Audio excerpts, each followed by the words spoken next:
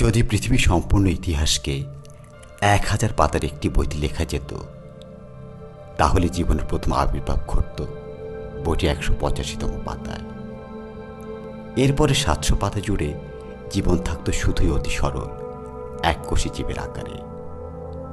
এরপর হঠাৎ করেই 870 থেকে 880 পাতার মাঝে ঘটে এক বিস্ফোরণ, বহুকোষী জীবের বিস্ফোরক আবির্ভাব, স্থলে জীবনের প্রথম পদচিহ্ন, বইয়ের 916 নম্বর পৃষ্ঠা।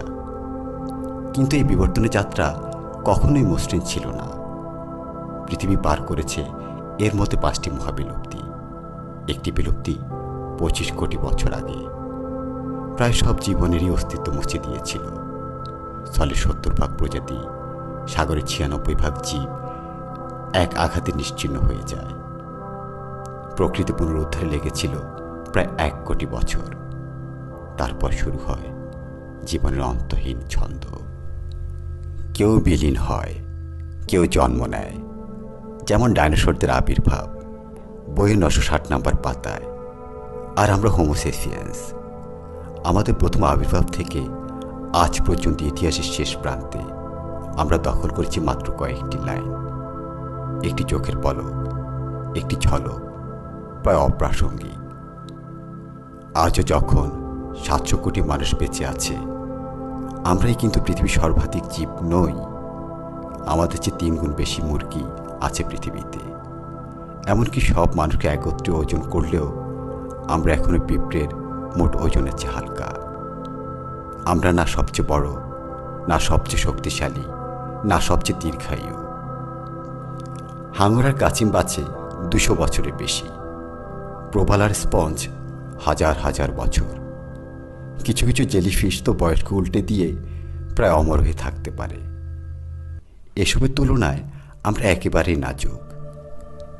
একটি স্টারফিশ তার পুরো শরীর নতুন করে গড়ে তুলতে পারে শুধু একটি হাত থেকে।